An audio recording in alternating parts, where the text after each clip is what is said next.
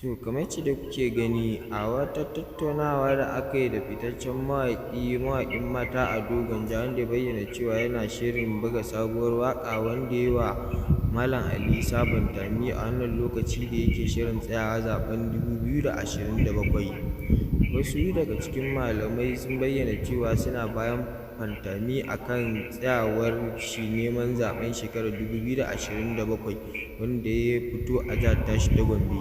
Wasu kuma ba sa bayan shi.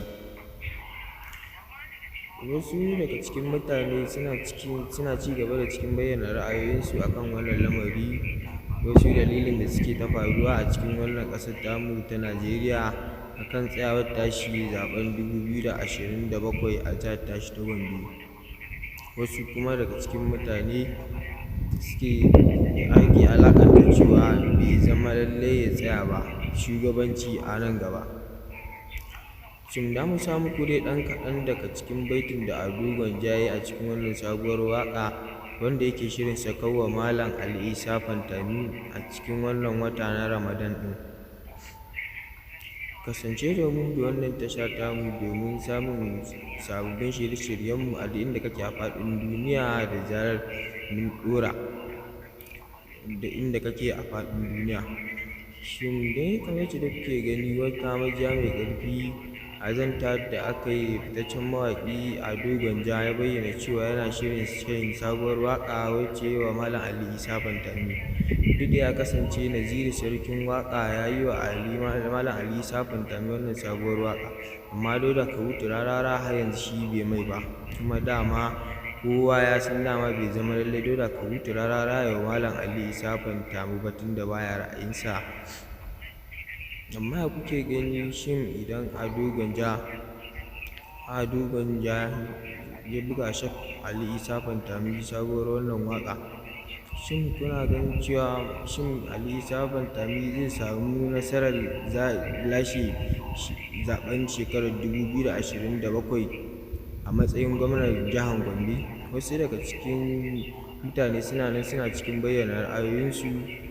Shek Ali Isa Fantami ba shi da gogewa, amma Shek Ali Isa Fantami yana da ilimin addinin Musulunci wanda za a iya cewa yana da shi sosai a cikin ƙasar ta Najeriya. Yana ɗaya daga cikin manya-manyan malamai da ake ji da su a cikin ƙasar tamu ta Najeriya. Duk da ya kasance Shek Ali Isa Fantami wasu ba sa ra'ayin Shek Ali Isa Fantami, amma dai yana iya bakin ƙoƙarin shi don taimakawa talakawa da miskinai. Ali Isa Fantami yana iya bakin ƙoƙarin shi akan addinin Musulunci, tsarin addinin Musulunci. Mutane dai suna ta cece-kuce a jihar tashi ta Gombe, wasu suna cewa za su zaɓe shi, wasu suna cewa ba su zaɓi Shek Ali Isa Fantami ba. Amma Shek Ali Isa Fantami ya san addinin Musulunci sosai. Ina ganin cewa ya dace a matsayin cewa a zaɓe shi shekarar ta 2027 domin ya kawo wani sauyi a cikin jihar ta Gombe. Duk da ya kasance Shek Ali Isa Fantami bai zama lallai yana da gogewa a kan siyasa ba, amma dai kowa dai da haka ya fara, a bar shi ma dai ya jarraba damar shi. Duk da hakan dai wasu suna ganin cewa shekarar ta 2027 a cikin jihar tashi.